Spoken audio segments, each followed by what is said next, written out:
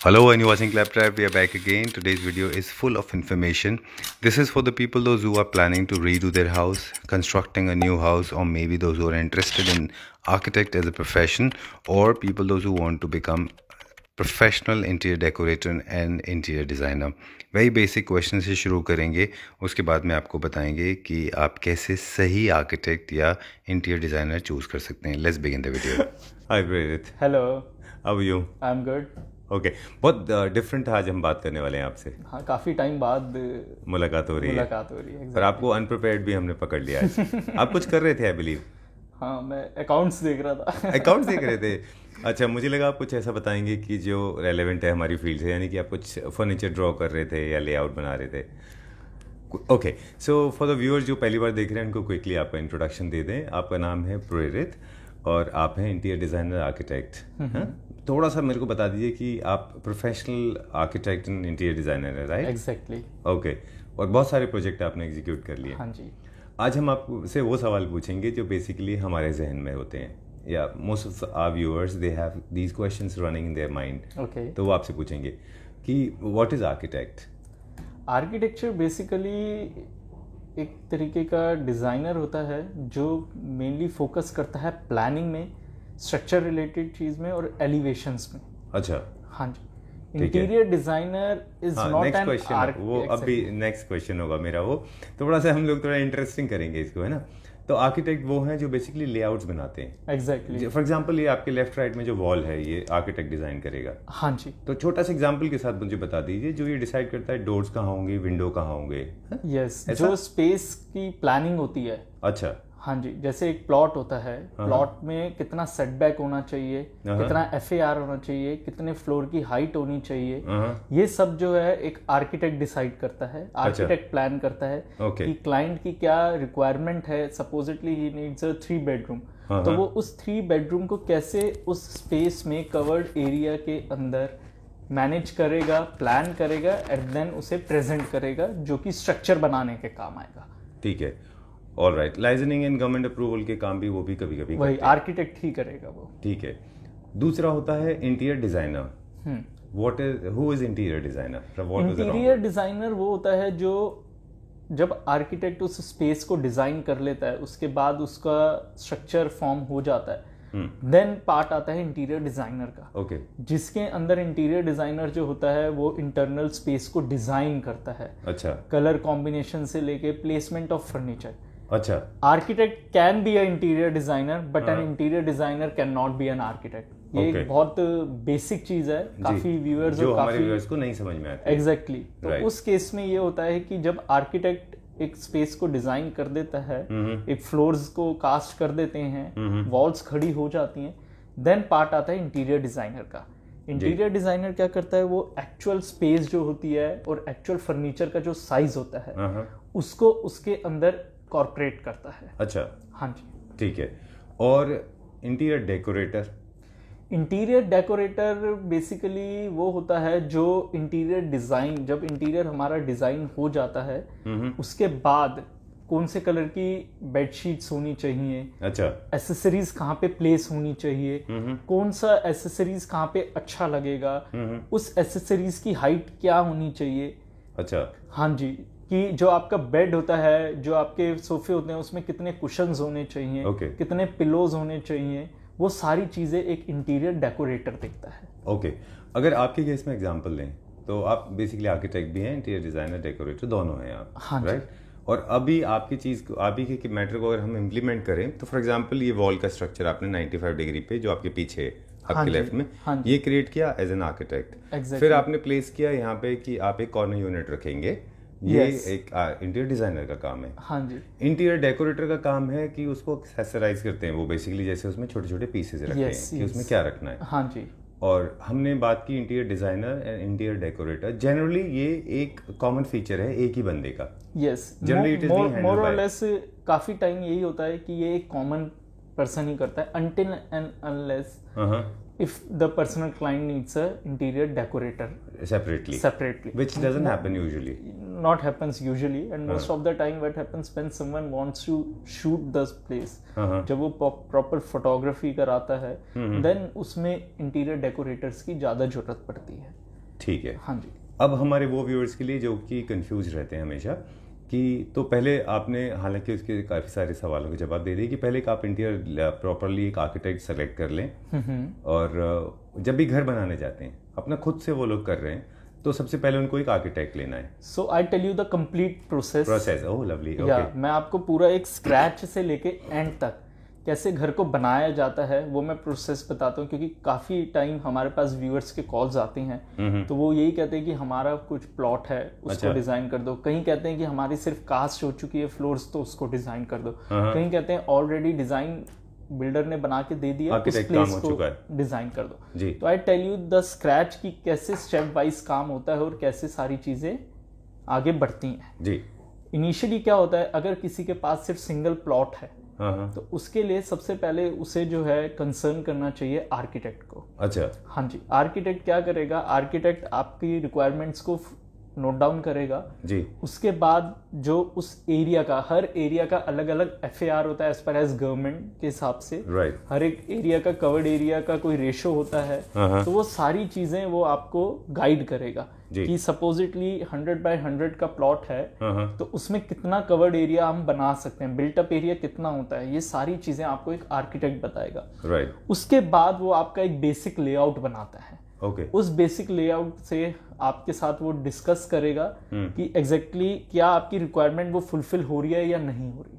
अच्छा। So the first part is planning. Okay. उसके बाद सेकंड पार्ट होता है कंसेप्चुअलाइजेशन। कंसेप्ट्स क्या होते हैं बेसिकली कि आपका घर आउटर कैसा दिखेगा, आपका जो साइट का कॉन्टेक्स्ट है, रेफरेंस जो होता है वो कैसा होना चाहिए। ओके। हाँ जी। आसपास क्या है, सपोजिटली आसपास नेचर है, पार्क्स हैं या सी है, किसी का माउंटेन हिली एरिया है तो वहां पे कितनी बड़ी विंडोज होनी चाहिए या हाई राइज बिल्डिंग्स हैं, व्यू क्या होना चाहिए। राइट। कहीं अगर पॉपुलेटेड, डेंसली पॉपुलेटेड एरिया है तो वहां पे कैसे कवर्ड होना चाहिए कि बाहर के लोग अंदर ना देख सके, प्राइवेसी होनी चाहिए। ये टेक्निकल एस्पेक्ट्स। एग्जैक्टली। तो वो सारी चीजें जो होती हैं वो एक कंसेप्चुअलाइजेशन पार्ट पे आती है। अच्छा। जिसके अंदर एक प्रेजेंटेशन बना के आपको दिखाया जाता है कि आपका घर ऐसा लगेगा। Okay. After that discussion with the clients के साथ 1-on-1 डिस्कशन के बाद एक 3D बनता है जो कि एक्चुअल स्पेस और एक्चुअल विजुअलाइजेशन होती है आपके स्पेस की, कि जो आपका प्लॉट है, आपका घर है, ऐसा दिखेगा। अच्छा। हाँ जी। उसमें कलर कॉम्बिनेशंस होते हैं, मटेरियल स्पेसिफिकेशंस होती हैं, डोर विंडोज प्लेसमेंट होती है, आपका जितना भी आउटर एरिया होता है लाइक पैरापिट्स वॉल्स हो गई, बालकनी की रेलिंग्स हो गई, ईच एंड एवरी डिटेलिंग उसमें शो होती है जी। उसके बाद जब क्लाइंट उस चीज को अप्रूव करता है देन आपकी वर्किंग ड्राइंग्स बनती हैं। अच्छा। वर्किंग ड्राइंग्स बनने के लिए जो आर्किटेक्चरल वर्किंग ड्राइंग्स और इंटीरियर वर्किंग ड्राइंग्स में बहुत फर्क होता है जी। आर्किटेक्चरल वर्किंग ड्राइंग्स वो होती हैं जिसके अंदर आपका foundation, columns, beam, reinforcement, electrical basic, plumbing, main line कहाँ आ रही है, डोर विंडो शेड्यूल क्या है आपका, कास्टिंग ऑफ फ्लोर क्या है, रूफ लेवल क्या है, तो ये सारी चीजें होती है। There are more than 20 sets of drawings जो उसमें इंक्लूड होती है। ओके। हाँ जी। उसके बाद जो होता है देन वी प्रोसीड फर्दर। अब जब वो वर्किंग ड्राइंग बन जाती है तो वो जो क्लाइंट होता है उस वर्किंग ड्राइंग को लेकर एक कॉन्ट्रैक्टर और बिल्डर के पास जाता है। अच्छा। हाँ जी। देन वो बिल्डर जो होता है उसकी पूरी कॉस्टिंग बताता है कि फाउंडेशन की क्या कॉस्ट आएगी, स्ट्रक्चर की क्या कॉस्ट आएगी, एंड उसके बाद क्या क्या मटेरियल हम उसमें लगा सकते हैं। अच्छा। एज पर एज डील जो भी होता है वो होता है। देन उसके बाद जो होता है आपका कंस्ट्रक्शन स्टार्ट होती है। कंस्ट्रक्शन के अंदर बहुत सारी NOCs होती हैं जो आपको गवर्नमेंट से लेनी होती है टेक्निकल पार्ट्स में। लाइक आपका जो बालकनी होता है वो ज़्यादा एक्सटेंड नहीं होना चाहिए एज पर एज लॉज।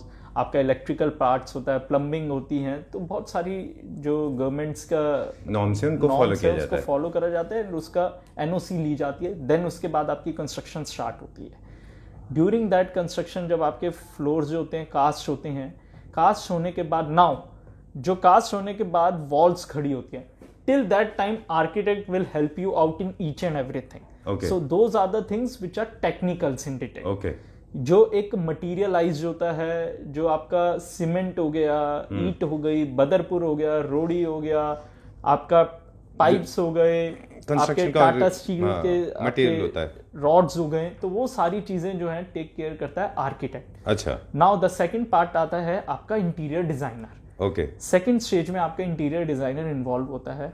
जब आपकी वॉल्स प्लेस हो जाती हैं तो उसके बाद now the part comes in the hand of interior designer. Interior designer again क्या करेगा, वो जो लेआउट बना होता है उस लेआउट को वो स्टडी करता है पहले, फिर उसमें से आपके एलिमेंट्स अगेन आपकी रिक्वायरमेंट्स के हिसाब से, आर्किटेक्ट क्या करेगा आपकी प्लेसमेंट को एग्जीक्यूट करेगा। इंटीरियर डिजाइनर आपकी रिक्वायरमेंट्स को करेगा, रिक्वायरमेंट एज इफ कि जैसे आपको बेड्स चाहिए, सिंगल चाहिए या डबल चाहिए, उसमें स्टोरेज चाहिए या नहीं चाहिए, टीवी यूनिट कैसा होना चाहिए, वार्डरोब्स की स्पेस कितनी होनी चाहिए, क्या थीम क्रिएट करना है, क्या थीम क्रिएट करना है, किस स्टाइल में जाना है, कंटेम्प्रेरी, नियो क्लासिक या आपका जो भी मॉडर्न है फ्यूचरिस्टिक। बट जो ये काम होता है वो आपका आर्किटेक्चर और इंटीरियर डिजाइनर का अगर आप इनिशियल स्टेज पे काम करा रहे हैं तो ये वाइसा वर्सा चलता रहेगा पैरेलली। अच्छा। बिकॉज जो आपका एलिवेशन होगा उसी से आपका इंटीरियर रिफ्लेक्ट करना चाहिए ये।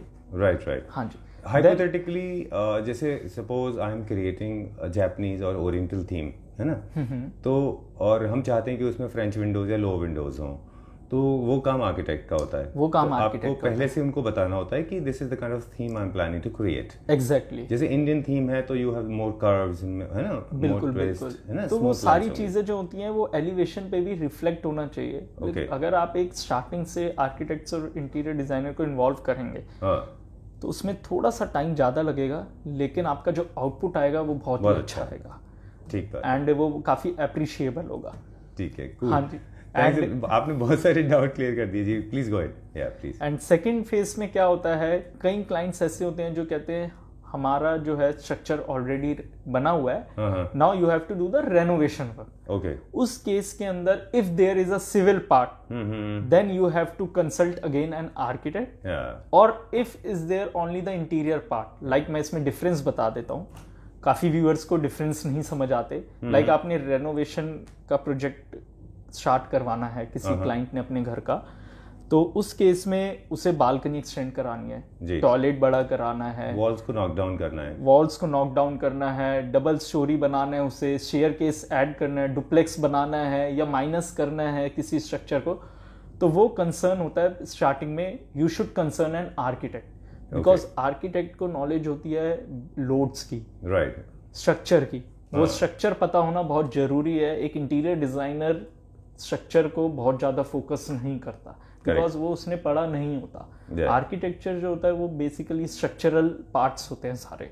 राइट। हाँ जी। Hypothetically, if there is a beam, then the interior designer may not know, but architect can suggest you that you cannot knock down the beam and pillars. Yes, because that's the basic this is the format. इसी format पे हमें काम करना चाहिए। Okay. Usually क्या होता है, कई क्लाइंट्स क्या होते हैं, इंटीरियर डिजाइनर हायर कर लेते हैं एंड वो कहते हैं कि ये दीवार हटा दो, ये हटा दो और इसको बढ़ा दो।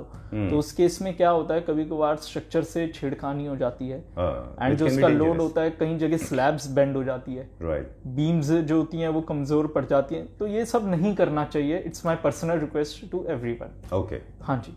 सेकेंड फेज जो होता है, हम थे यहाँ पे कि अगर किसी क्लाइंट को रेनोवेशन कराना है जी, तो सिविल पार्ट अगर होगा तो आर्किटेक्ट इन्वॉल्व होगा, एंड ऑलरेडी अगर रूम्स बने हैं उसी को आपने इंटीरियर कराना है, लाइक फॉल सीलिंग ऐड करानी है, आपने बाथरूम की टाइल्स चेंज करनी है, आपने फ्लोरिंग चेंज करनी है, वार्डरोब्स ऐड करनी है, कंसेप्ट बनाना है, then there is a part of interior designer. Okay. हाँ जी। देन आपका जो प्रोसेस होगा वो ये होगा, इंटीरियर डिजाइनर को आपने कॉल करना है, वो आपके स्पेस को, लेआउट को स्केच आउट करेगा, आपके यहाँ विजिट करेगा, देन उसके बाद आपकी रिक्वायरमेंट्स को नोट डाउन करेगा, उसके रिक्वायरमेंट्स के बिहाफ पे आपका लेआउट बनाएगा proper. It's a 2D layout where we show the placement of a furniture, where we show the placement of the wardrobes, kitchens, bed, sofas, everything जी। उसके बाद जब वो लेआउट बनाता है, अगेन प्रोसेस आता है कंसेप्ट प्रेजेंटेशन का।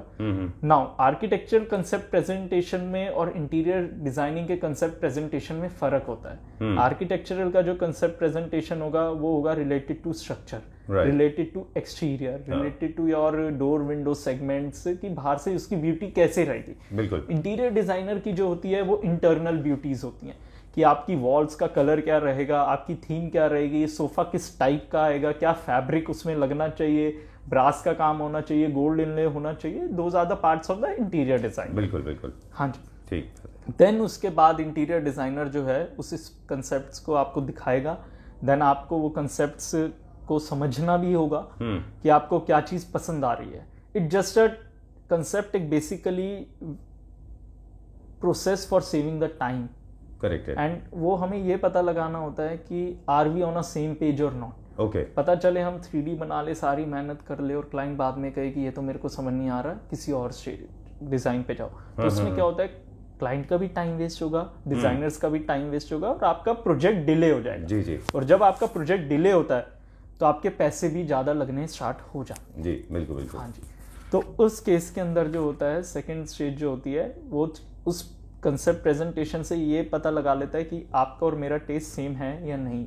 राइट। देन उसके बाद आपके 3Ds बनाए जाते हैं। 3D बनाने के बाद जो होता है, ओवरऑल आपका लुक आ जाता है कि मेरा घर ऐसा दिखेगा। जी। उस 3D के बाद नाउ वर्किंग ड्राइंग बनती है आफ्टर अप्रूवल, और एक एस्टीमेट बनता है कि मेरे घर का एस्टीमेशन ये आएगा। अच्छा। जिसके अंदर आपको एक डिजाइनर को टाइम देना पड़ता है। एस्टीमेट कभी भी ऐसे नहीं होता कि आज आपने 3D फाइनल करे और 2 दिन के अंदर आपको एस्टीमेशन मिल जाएगा। क्योंकि एक डिजाइनर को एस्टीमेट बनाने के लिए सारी ड्राइंग्स बनानी पड़ती है जी। उसकी डिटेलिंग्स देखनी पड़ती है, क्योंकि वो भी कॉस्ट निकालता है। ऐसा नहीं है कि हर एक की कॉस्ट लिखी होती है और हर एक चीज सेम होती है और आपको बता दिया जाता है। कोई ऐसा फिक्स मेन्यू कार्ड नहीं है। There's nothing static about it. बहुत अच्छा पॉइंट अभी मेरे को डिस्कस करने को आया। काफी क्लाइंट्स कॉल करते हैं और सबसे पहले ये पूछते हैं कि हमारा 3 BHK है, 4 BHK है, 5 BHK है या 2 BHK है, तो आप अगर डिजाइन करेंगे उसका कॉस्ट क्या आ जाएगा जी। तो ये बड़ा एक जो क्वेश्चन है ना, बहुत ज्यादा मैं कहूंगा अपनी लाइन के अंदर ट्रिकी क्वेश्चन होता है जी। क्योंकि उसमें होता क्या है कि देखिए, डिजाइन एक ऐसी चीज है जो ना आपको पता ना मेरे को पता कि हमें क्या डिजाइन करना है। ठीक है, हर क्लाइंट का एक बजट होता है और वो जानना भी चाहता है कि मेरा किस बजट में काम होता है। Right. तो मैं सब अपने व्यूअर्स को एक ही बात कहूंगा, इस क्वेश्चन का मैं एक ही जवाब दूंगा जी, कि जब हम कोई भी स्पेस के बारे में पता करते हैं, लाइक सपोजिटली उसका एरिया है 2000 स्क्वायर फीट, ओके, तो उस केस में हम लोग क्या करते हैं, जो एक इंटीरियर डिजाइनिंग की चार्जेस होते हैं पूरे प्रोजेक्ट को एग्जीक्यूट करने का, वो यूजुअली जो होता है वो 1200 रुपीज से 1500 रुपीज पर स्क्वायर फीट की कॉस्ट में आता है। ये वेरी करता है एज पर एज डिजाइन, एक अच्छे डिजाइन के अंदर। अच्छा, this is the approximately cost, जिसमें सब कुछ आपका इंक्लूड होगा। फर्नीचर हो गया, वॉल्स की पेंट्स हो गए, पॉलिश हो गया, फ्लोरिंग हो गया, फॉल सीलिंग हो गई, लाइटनिंग्स हो गई, ये सब इंक्लूड रहता है। बाकी तो मटेरियल की क्वालिटी पे डिपेंड करता है। लेकिन संजीव जी, ये जो मैंने आपको कॉस्ट बताई है 1200 to 1500, ये एक मिडिल क्लास से अपर मिडिल क्लास तक चल जाएगा। बिल्कुल बिल्कुल। एंड अगर किसी को थोड़ा लग्जरी में जाना है, then they have to keep in mind कि वो 1800 रुपीज पर स्क्वायर फीट के नियर अबाउट जाएगा। हाँ जी। तो अगली बार कोई भी अगर ये व्यूअर वीडियो देख रहा है तो उसे ये पता लग जाएगा, अगर मेरा कारपेट एरिया जो है वो 1800 स्क्वायर फीट है, तो 1800 को वो जिस क्लास में वो जाना चाहता है तो वो एक 1800 लेट से 1800 इंटू 1500 से मल्टीप्लाई कर देगा, तो उसका एक अप्रोक्सीमेट बजट आ जाएगा। राइट। उस बजट में हर तरीके की डिजाइनिंग होती है। ओके। अब किसी का अगर बजट कम है, देन उसमें इंटीरियर डिजाइनर से 1-to-1 बात करके उसको डिजाइन्स को कैसे हमें मॉडिफाई करना है, क्या मटेरियल में मॉडिफिकेशन करना है, देन हम उसको स्टार्ट करते हैं डिजाइनिंग को। Cool. So this is a part of the interior designer. So you completed the entire process of making it right from the scratch to the final one. हाँ जी। Cool. जाते जाते जो लोग खुद से अपना घर डिजाइन करते हैं ना, उनके लिए क्या क्विक टिप्स होते हैं? मतलब आपको क्या लगता है कि लोग क्या मिस्टेक करते हैं? जैसे मेरा अगर मैं कहूँ, मुझे लगता है कि लोग क्या करते हैं, लोग अपने घर को बहुत they make it look like a clutter, और एक्सेस जो होते हैं, डोर एक्सेस, उनको ये नहीं पता होता है, तो कभी कभी ना मतलब डोर टू डोर जो एक्सेस होता है उसको ब्लॉक कर देते हैं वो लोग। प्लेसमेंट ऑफ फर्नीचर नहीं पता होता है। This is one. Second is they don't know the coordination. They don't understand the rhythm, and there is a flow in the house. So there are the common mistakes I have observed. What kind of common mistakes you have observed? Look, if I talk as an interior designer, if I say कोई अपना घर काम खुद कर रहा है तो मेरे लिए वो लॉस है, frankly speaking. अच्छा। बट लेकिन ऐसा नहीं है, हर एक का बजट नहीं होता, एंड हर एक को घर सुंदर भी बनाना होता। तो वो मुझे क्विक टिप्स दीजिए। तो मेरे लिए यही रहेंगे क्विक टिप्स की कोई भी वॉल्स होती हैं, अगर आपका घर छोटा है, try to use a mirror. Okay. हाँ जी। try to use a light colors like white color. Okay. हाँ जी, walls should be white and your furniture should be in a more or less of a pastel colors. Okay. तो उसमें क्या होता है कि घर थोड़ा बड़ा भी लगता है और अच्छा भी लगता है. Okay. हाँ जी, the placement of a furniture should be accurate. जो भी आपके sizes होते हैं वो आपके एग्जैक्ट रहने चाहिए जी. लाइक अगर कहीं पर 6 सीटर डाइनिंग टेबल आ रही है तो 6 ही एकोमोडेट करे, do not try to accommodate 8 seater. Right. ऐसा नहीं है कि आपके यहाँ घर में जने ज्यादा हैं तो हमें 8 सीटर चाहिए. उससे क्या होता है आपका घर क्लमजी हो जाता है, गॉडी हो जाता है और बहुत बल्कि भी हो जाता है और छोटा छोटा लगता है. तो जो आपकी अप्रोप्रिएट रिक्वायरमेंट है उसी को आपको यूज करना चाहिए जी. हाँ जी, किसी चीज में अगर आपका एल शेप सोफा है, लुक सोफाज एक ऐसी चीज होती है जो कि बहुत फंक्शनल है. राइट. अगर एल शेप है तो वो क्यों रखा जा रहा है? क्या उसके पीछे कोई ग्लास है, क्या उसके पीछे कोई विंडो है, क्या सिटिंग है? तो वो सारी चीजें ब्लॉक नहीं करनी चाहिए जी. तो मेरा पर्सनल एडवाइस यही रहेगा सबको, try to use a light colors, try to use a mirrors as much, not as much as you can, but वहाँ पे जहाँ पे आपको लगता है कि स्पेस कॉन्स्ट्रेंट है, विड्थ कम है, अगर लॉन्ग कॉरिडोर है, विड्थ कम है, try to use a mirror. Correct. हाँ जी.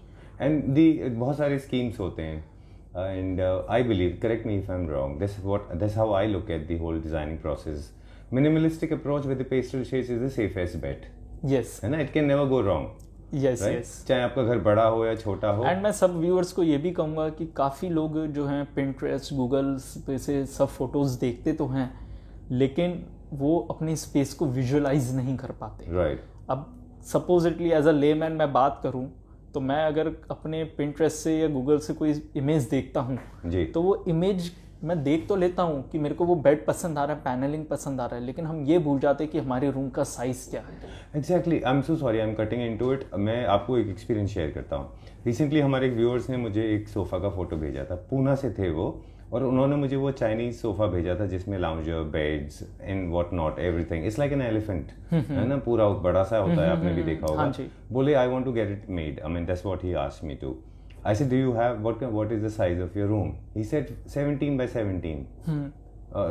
14 by 14. Okay. I said, how will you fit into it to start with? It's like keeping an elephant in a refrigerator, which is not possible. Second, this is Chinese. And not everything. Do you have the rest of the ambience? जब भी हम furniture fixtures खरीदते हैं तो photos में तो supporting होते हैं उसकी, है ना, उसके आसपास कोऑर्डिनेशन में पेंटिंग्स हैं, ड्रेप्स हैं और मे बी थ्रोज हैं, साइड टेबल्स हैं. बिल्कुल. तो आपको पूरा एक एम्बियंस क्रिएट करना पड़ता है और वो लोग केवल एक पर्टिकुलर सोफा सोचते हैं कि इससे पूरा एम्बियंस क्रिएट हो जाएगा, उससे नहीं होता है. हाँ जी. राइट. तो यही एक चीज है जो आपने पॉइंट उठाया जी, कि ये बहुत वैलिड पॉइंट है कि जब भी हम कोई इमेज को देखते हैं तो मेक श्योर कि आप उसको अपने स्पेस से भी कंपेयर करें. ऐसा नहीं है कि आपको बेड एक्स का पसंद आ रहा है और आपने वाई में प्लेस कर दिया. Right right. वो काम है इंटीरियर डिजाइनर का.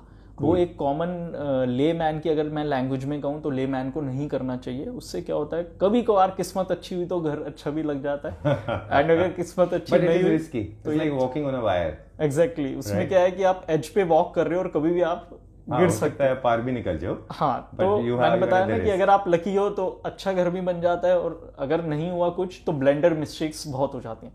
ओके. तो आई वुड सजेस्ट कि देयर शुड बी, अगर एक छोटा सा कमरा है, आई नो कि एक छोटे कमरे के लिए कोई भी इंटीरियर डिजाइनर को हायर नहीं करता, तो आई वुड सजेस्ट कि उसके लिए ट्राई टू विजुअलाइज कि आपके रूम का साइज और जो आप फोटो देख रहे हो दैट शुड बी कहीं ना कहीं सेम होना चाहिए, सेम रेशियो में होना चाहिए. तो आपका फिर एक रूम जो है अच्छा निकल कर आएगा. अदरवाइज एक बड़े स्पेस के लिए you should higher designers. And designers के जो प्रोसेस होता है, जो उनकी सोच होती है, वो डेफिनेटली आपके हिसाब से ही काम करा जाता है. ऐसा नहीं है कि कोई भी डिजाइनर जो होगा वो कुछ भी बना देगा. It's not about me, it's not about you, it's all about us. ये हम सबका एक कॉन्सेप्ट होता है, तभी एक अच्छा घर बन पाता है. ठीक है. Wonderful. I think most of the questions are sorted now. I think अब तो सारे questions ही सॉल्व हो गए हैं. काफी कॉल्स आती है, डाउट्स होते हैं कि एक इंटीरियर डिजाइनर आर्किटेक्चर वगैरह में. तो आई होप कि सबको सारी चीजें क्लियर हो जाएंगी इस वीडियो के बाद. ओके. एंड हम लोग काफी जल्दी मिलेंगे एक नए प्रोजेक्ट्स के साथ. Sure. Thank you very much for sharing this wonderful information. Thanks a lot. And to support this video, we don't need any kind of visuals. तो हम इसमें किसी तरह की कोई images नहीं लगाएंगे because this discourse was very informative. Yes. It was like like going to an institute and taking a small crash course. Okay, thanks a lot for being so interactive. Thank and you so supportive. much. Thank you Thanks a very lot. much. Have a nice So day. this is the end of the video. We hope it was informative, educational, at the same time interesting information for you. If you have any more questions, you can write in the comment section. We will try to get it responded by Prerit. Thanks a lot for being part of Claptrap. Take care. Bye-bye.